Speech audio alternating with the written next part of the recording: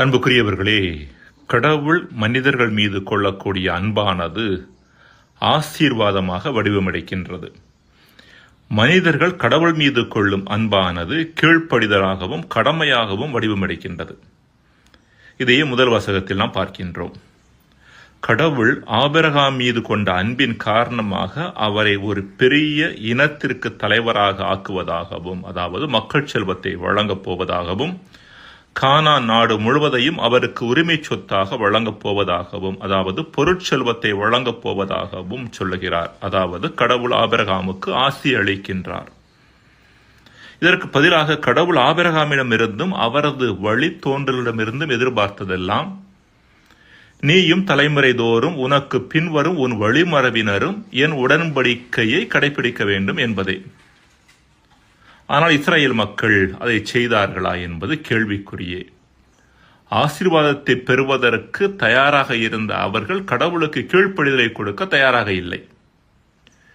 இன்றும் கூட கடவுள் நம் மீது கொண்ட அன்பின் அடையாளமாக நம் மீது ஆசீர்வாதங்களை வாரி வழங்கினாலும், நாம் எந்த அளவிற்கு அவரது குரலை கேட்டு அவருக்கு கீழ்ப்படியக்கூடியவர்களாக இருக்கிறோம் என்கிற கேள்வியை எழுப்புவது மிகவும் அவசியமானது. இன்னும் சொல்லப்போனால், கடவுள் நமக்கு வழங்கக்கூடிய ஆசீர் நம்மை வந்து அடையாததற்கான காரணமே நமது கீழ்ப்படிதலிலும் கடமை உணர்விலும் குறையிருப்பதே.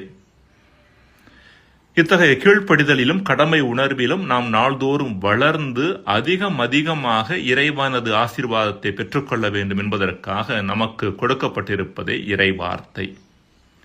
இறைவார்த்தையை நாம் நாள்தோறும் வாசித்து அதை ஆழமாக தியானிக்கின்ற பொழுது கடவுளது குரலை நாம் கேட்பதோடு அதற்கு கீழ்ப்படியவும் ஆரம்பிப்போம்.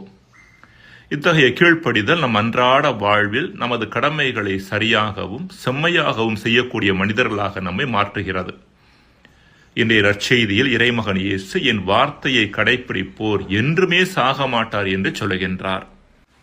அதாவது கடவுளது குரலாகிய இறை வார்த்தையை கேட்டு அதை கடைப்பிடிப்போர் அழிந்து போகக்கூடிய மக்கள் செல்வம் மற்றும் பொருட்செல்வம் ஆகியவற்றை மட்டுமல்ல, அழியாத கடவுளது தன்மையையே தனது ஆசீராக பெற்றுக்கொள்வார் என்பது இயேசுவினுடைய வார்த்தையினுடைய அர்த்தமாக இருக்கிறது. அதாவது கடவுள் என்றும் வாழ்பவராக இருப்பது போல அவரது வார்த்தையை கடைப்பிடிப்பவர்களும் என்றும் வாழக்கூடியவர்களாக இருப்பார்கள். இங்கு சுட்டிக்காட்டப்படுவது உடல் சார்ந்த சாவு அல்ல என்பதை நாம் புரிந்து கொள்ள வேண்டும். ஆக இத்தகைய மாபெரும் ஆசீரை நமக்கு வழங்கக்கூடிய இறைவார்த்தையை நாம் எத்தகைய மனநிலையோடு வாசிக்கிறோம் என்று சிந்தித்து பார்க்க இன்றைய நாளில் நாம் அழைக்கப்படுகின்றோம். முள்ளம்பன்றியை பற்றி ஒரு நிகழ்வு சொல்லுவார்கள். முள்ளம்பன்றிக்கு திராட்சை பழம் மிகவும் பிடித்த உணவாம்.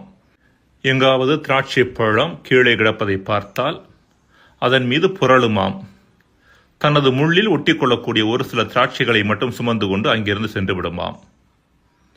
நம்மில் ஒரு சிலர் விவிலியத்தை வாசிப்பது கூட ஏறத்தாழ இது போன்றது.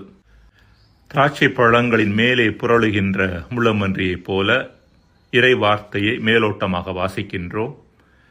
திராட்சை பழங்களில் தன் உடலில் ஒட்டிக்கொண்ட ஒரு சிலவற்றை சுமந்து செல்லக்கூடிய முள்ளம்பன்றியைப் போல மனதில் படக்கூடிய ஒரு சில வார்த்தைகளை மட்டும் மனதில் பதிய வைத்து சென்று விடுகிறோம். அதுவும் பல நேரங்களில் தொடர்ந்து நமது மனதில் இருப்பதில்லை. இதற்கு மாறாக விவிலியத்தை வாசிப்பதற்கான சரியான வழி என்ன?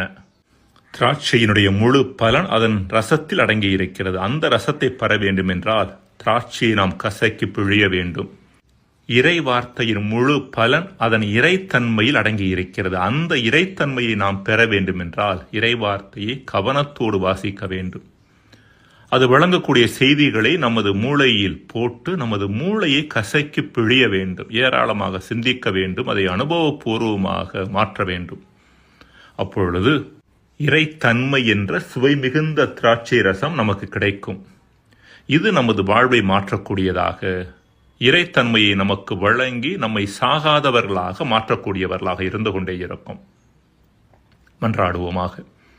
இறைவா, இறைவார்த்தை ஆழமாக வாசித்து தியானித்து எங்களுக்குள் இருக்கிற இறைத்தன்மையை நாங்கள் உணர்ந்து உம்முடைய ஆசீர்வாதத்தை அளவுக்கு அதிகமாக பெற்றுக்கொள்வதோடு கீழ்ப்படிதலிலும் கடமையுணர்விலும் நாள்தோறும் வளர எங்களுக்கு வரமருள்வீராக. ஆமென்.